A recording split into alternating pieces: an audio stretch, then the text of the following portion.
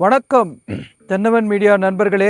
நான் இப்போ நின்றுட்டு இருக்கிறது திருக்காட்கரை அப்படிங்கிற கேரள தேச மழை நாட்டு திவ்ய தேசத்தில் ஒரு இடம். இங்கே மூலவர் வாமனமூர்த்தி. வாமனமூர்த்தி அப்படின்னு சொல்கிற போதே உங்களுக்கு அது உங்களுக்கு ஒரு குறிப்பு கிடச்சிருக்கோம். இது வாமன அவதாரம் எடுத்து பெருமாள் சிறப்பிச்ச சேஷத்தில் இங்கே மூலவரா வாமனரே இருக்கார். இந்த கஷேத்திரத்துக்கு என்ன விசேஷம் நீங்கள் பார்த்தீங்கன்னா, திருக்காட்கரை. நீங்கள் இந்த காட்கரைங்கிறது ஆக்சுவலாக அது தமிழ் வார்த்தை தான். கால் கரை, அது சேர்ற போது திருக்காட்கரை அப்படிங்கிற மருவி கேரள தேசத்தில் இருந்தாலும் தமிழ் பேரோடு இருக்கிற ஒரு கஷேத்திரம். ஸோ கேரளாவை பற்றி நான் உங்களுக்கு சொல்லவே வேண்டாம். இது கடவுளோட அவரே விருப்பப்பட்டு இருக்கக்கூடிய இடம் அப்படின்னு சொல்கிற மாதிரி காட்ஸ் ஓன் கண்ட்ரின்னு இங்கிலீஷில் சொல்லுவாங்க. அப்படி ஒரு அமைதியான என்விரான்மெண்ட், இதமான மழை, அதிக வெப்பமில்லாத சூழ்நிலை, இதெல்லாம் கேரளாவுக்கு ரொம்ப ஒரு சிறப்பை சேர்க்கிற ஒரு இடத்துல, அதே மாதிரி ஒரு அமைதியான இடத்துல இந்த கோவில் அமைஞ்சிருக்கு, இந்த கஷேத்திரம் அமைஞ்சிருக்கு, கோவில் அமைஞ்சிருக்கு. நம்ம எப்படி வேணால் சொல்லலாம். இந்த கோவிலோட இன்னொரு சிறப்பு என்னென்னா, இங்கே மகாபலி அஸ்வமேத யாகம் பண்ணின இடம். ஸோ மகாபலிங்கிறது யாருன்னு உங்களுக்கு தெரியும். கேரளாவை பல ஆயிரக்கணக்கான வருடங்களுக்கு முன்பு, இல்லாட்டி வேறு யுகமே கூட முன்னாடி இருக்கலாம், அப்படிப்பட்ட நேரத்தில் கேரளாவை ஆண்ட ஒரு மன்னர். இந்த ஏரியாவை கேரளாங்கிறது இப்போ நம்ம பிரிச்சுக்கிறோம். ஒரு இந்தியாங்கிற ஒரு கண்ட்ரி ஃபார்ம் ஆன போது கேரளாங்கிறது உருவாச்சு. அது இல்லாத போது இந்த ஒரு மாகாணத்தையே, இந்த ஒரு பகுதியே மகாபலி தான் ஆண்டிருக்காரு. அவர் அந்த மாதிரி பண்ணப்போ அவரோட செல்வத்தில் ரொம்ப சிறந்து மக்களும் செல்வ செழிப்போடு இருக்கிற சமயத்தில் அவருக்கு இன்னும் கொஞ்சம் அதிகமான ஆசை. நம்ம இந்த பூமியையும் கடந்து தேவலோகத்தையும் நம்ம ஆக்கிரமிக்கக்கூடிய சூழ்நிலை வரும் அப்படின்னு அவர் விரும்புகிறாரு. இந்த ஆக்கிரமிப்புன்னு ஏன் சொல்கிறேன்னா, அவருக்கு அது சொந்தம் இல்லை. அங்கே தேவர்கள் இருக்காங்க, இந்திரன் தான் அந்த இடத்துக்கு அதிபதி.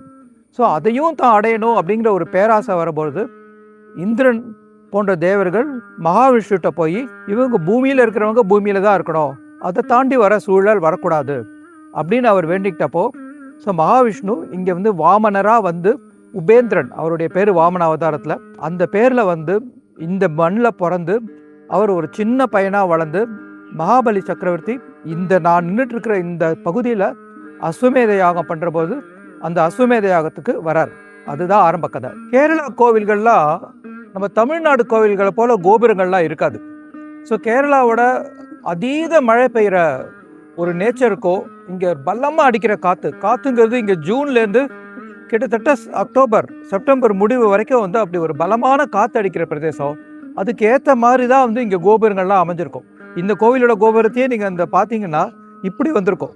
மழை தண்ணி பெஞ்சோன்னா உடனே அப்படியே சரிஞ்சு ஓடிடுற மாதிரி அப்படி ஒரு அமைப்பு தான் இங்கே கோவில் கோபுரத்தில். இப்போ நம்ம விட்ட இடத்துக்கு வருவோம். ஸோ வாமனராக அவதரித்து மகாபலி இந்த இடத்துல அஸ்வமேத யாகம் பண்ணுறப்போ அங்கே வராரு நம்ம வாமனர் உபேந்திரன். எதுக்கு வராருன்னா, அந்த அஸ்வமேத யாகம் நிறைவேறிடுச்சுன்னா மகாபலி தேவலோகத்தையும் ஆளக்கூடிய சூழ்நிலை வரும். அதை வேண்டாம், அதை தடுக்கணும் அப்படிங்கிறதுக்காக அவர் இங்கே சின்ன பையனாக மகாபலி சக்கரவர்த்திகிட்ட எனக்கு வேணுங்கிறத நீங்கள் கொடுப்பீங்களா அப்படின்னு கேட்குறாரு. அவர் கொடுப்பேன், உங்களுக்கு என்ன வேணும், உங்களுக்கு எதை வேணாலும் கேளுங்க, நான் தரேன் அப்படிங்கிறாரு.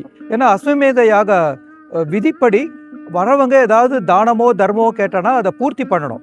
அதை பூர்த்தி பண்ணாடி அவங்க யாகம் நிறைவேறாது. அப்படிப்பட்ட கட்டத்தில் மகாபலி எனக்கு 3 அடி நிலம் போகிறோம் அப்படிங்கிறாரு. 3 அடி நிலம் தானே, எடுத்துக்குங்க அப்படிங்கிறாரு. அப்போ 1 அடியை சாதாரண பையனாக வைக்கிறாரு பக்கத்தில். அடுத்த அடி வளர்கிறதுக்குள்ள இன்னொரு மகாவிஷ்ணுவோட அவதாரம், அதுதான் திருவிக்ரம அவதாரம். உலகளந்த பெருமான்னு பூமியிலேருந்து நம்மளால் கண்டுபிடிக்க முடியாத அளவுக்கு ஒரு உயரமான உருவமாக அவர் வளர்ந்துடுறாரு. அடுத்த க்ஷணத்தில் வளர்ந்து 2வது அடி அவர் எடுத்து வைக்கிற போது முழு பூமியுமே வந்துடுறது. அதுக்கப்புறம் 3வது அடி வைக்கிறதுக்கு முன்னாடி மகாபலிகிட்ட கேட்குறாரு, 3வது படி நான் எங்கே வைக்கிறது அப்படின்னு. அப்போ தான் மகாபலிக்கு தன்னுடைய பேராசை புரியுறது. அவர் பூமியை தாண்டி அவருக்கு ஒன்றும் இல்லை, பட் பூமியை தாண்டி இருக்கிற பிரதேசங்கள்லாம் வேற ஒருத்தருக்கு சொந்தமானது, அதனால் நம்ம நினச்சது தப்புன்னு புரிஞ்சு மன்னிப்பு கேட்குறாரு. நான் இந்த மாதிரி நினச்சி இந்த யாகம் பண்ணியிருக்கக்கூடாது, 3வது அடியை என்னுடைய சிரசிலேயே வைங்க அப்படின்னு அவருடைய காலை மகாபலி சக்கரவர்த்தியை சிரசில் வச்சு அவருக்கு பிளெஸிங் பண்ணுறார். அவருக்கு திரிசங்க சொர்க்கம் போனார், அப்புறம் கீழே இறங்கி வணங்கி, இதெல்லாம் நமக்கு அதுக்கப்புறமான விஷயங்கள். பட் அந்த அவருடைய காலம் கரையாக வச்ச இடம் நம்ம நின்றுட்டு இருக்கிற இந்த இடம் திருக்காட்கரை. அதுதான் இந்த க்ஷேத்திரத்தோட வரலாறு. அதுக்கப்புறம் மகாபலிக்கு ஒரு நல்ல கதி கிடைக்கிறது. அதை தான் நம்ம ஓணம் அப்படிங்கிற பண்டிகை அன்னைக்கு விசேஷமாக கொண்டாடுறோம். ஸோ ஓணம் அப்படிங்கிற ஒரு பண்டிகை கொண்டாடப்பட்ட இந்த இடத்துலேருந்து இந்த இன்ஃபர்மேஷனை உங்கள்கிட்ட பகிர்றேன். நன்றி. இந்த கோவிலை பற்றி சில விஷயங்களை உங்கள்கிட்ட சொல்லணும். மூலவர் வந்து வாமனமூர்த்தி. அதை தவிர இங்கே யாருக்கெல்லாம் சன்னதி இருக்குன்னா, மூலவரோட வலது பக்கம் நம்ம சுற்றி வர அந்த வலது பக்கத்தில் பகவதி அம்மன். அதை கடந்து நம்ம வரப்போது வலது பக்கம் ஐயப்பனுக்கு ஒரு சன்னதி இருக்குது. அவ்வளோதான். இந்த கோவில் வந்து ரொம்ப ரொம்ப சிம்பிளான எளிமையான கோவில்.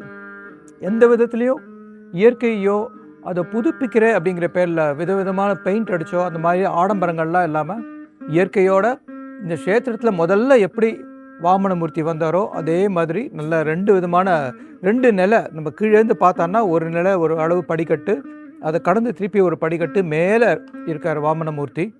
இது நம்ம உட்காண்டிருக்கிறது வெளிப்பிரகாரம். இங்கே வந்து ஒரு பிரம்ம ராட்சஸும் இருக்கார். ஸோ பிரம்ம ராட்சசங்கிறது ஏதோ ஒரு விதத்தில் பிராமணர்களுக்கு வந்து ஏதோ ஒரு பெரிய அநீதி வச்சிருக்கணும். சில பேர் பிராமணர்களை வதம் செஞ்சுருக்கணும்னே சொல்கிறாங்க. அப்படிப்பட்டவங்க வந்து பிரம்ம ராட்சஸராக பிறப்பார். அவங்க வந்து ஏதோ ஒரு காரணத்தில் அது மாதிரி பிறந்து அதுக்கான விமோச்சனம் கிடைக்கிறதுக்காக இருக்கிற ஸ்தலம் அப்படிங்கிறத நான் புரிஞ்சுக்கிறேன். ஸோ அதை தவிர இந்த க்ஷேத்திரத்துக்கு வரத்துக்கான பலன் என்னென்னா, நம்மளுடைய முந்தின ஜென்ம பாவங்கள் நம்ம செஞ்ச ஒரு பாவ கர்மாக்கள் நம்ம தீக்கிறோன்னு நினச்சான்னா இந்த க்ஷேத்திரத்துக்கு வந்து நீங்கள் வேண்டிக்கிட்டு, என்னுடைய முன் ஜென்ம பாவத்தால் நான் பல விதமான கஷ்டங்களை படுறேன், இதுலேருந்து எனக்கு ஒரு விமோச்சனம் கொடு அப்படிங்க வேண்டினீங்கன்னா அதற்கான பலன் கிடச்சி உங்களுக்கு அந்த பாவங்களுக்குலேருந்து விமோச்சனம் கிடைக்கும். இந்த பிரம்ம ராட்சசர் மாதிரி. இந்த கோவிலோட இன்னொரு சிறப்பு என்னென்னா நேந்திரன் பழம். ஸோ நேந்திரன் பழம் நம்மளாம் ருசி சாப்பிட்றோம், கேரளாலேருந்து வருதுன்னு தெரியும். அது வந்து இந்த பகுதியோட தொடர்பாகி இந்த பகுதியில் தான் உருவானதா ஒரு க்ஷேத்திர வரலாறு சொல்கிறதுங்க. அதாவது ஒரு வாழை விவசாயி இருந்திருக்காரு. அவர் வந்து தன்னுடைய வாழைத்தோப்பில் பல வருஷமாக வாழை கொலையே தள்ளலை அப்படின்னு எத்தனை முயற்சி பண்ணாலும் கொலை தள்ளலை அப்படிங்கிற மனமுருகி இனிமேலாவது தன்னுடைய வாழைத்தோப்பில் வாழை மரம் நல்ல விதமாக கொலை தள்ளணும் அப்படின்னு வேண்டிக்கிட்டு ஒரு தங்க வாழைத்தார திருக்காட்கரையப்பனுக்கு காணிக்கையாக கொடுத்துருக்காரு. அதுக்கப்புறம் திருக்காட்கரையப்பனோட அருளில் அவருடைய கண் திறந்து இந்த பழம் இந்த வாழை கொலை தள்ளினதுனால அந்த பழத்துக்கு நேத்திரத்தால் உருவான பழம், அது மருவி நேந்திரன் பழம் அப்படின்னு நமக்கு மாறினதாக தகவல் கிடைக்குது. அது மாதிரி மூவேந்தர்களில் சேர மன்னர்கள் இந்த கோவில் பகுதியை வந்து ஆட்சி செஞ்சுருக்காங்க. அப்படி இருந்தும் தமிழர்களோட நிறைய தொடர்பு இருந்திருக்கு. பல தமிழ் மன்னர்கள் இந்த கோவிலுக்கு வந்து அவங்களுடைய தொண்டை செஞ்சுருக்காங்க அப்படின்னு வந்து நமக்கு வந்து குறிப்புகள்லாம் கிடைக்குது. ஸோ இந்த கோவில் வந்து இவ்வளவு சிறப்பு பெற்ற இந்த கோவிலுக்கு நீங்கள் வந்து எங்களை மாதிரியே பார்க்கணுன்னு விரும்பினீங்கன்னா நீங்கள் வந்து எர்ணாகுளத்துலேருந்து இந்த கோவிலுக்கு ரொம்ப சுலபமாக வரலாம். இந்த கோவிலுக்கு இதே மாதிரி பல கோவில் உங்கள் ஊரில் வந்து இதெல்லாம் சிறப்புகளில் பெற்ற கோவில் இருந்தனா அதை பற்றியும் நீங்கள் உங்கள் கமெண்ட் செக்ஷனில் பதிவிடுங்க. நம்ம சேனலில் அந்த மாதிரி கோவிலுக்கு போய் உங்களோட நாங்கள் வந்து இந்த இன்ஃபர்மேஷனை பகிர்ந்துக்கிறோம். மிக்க நன்றி.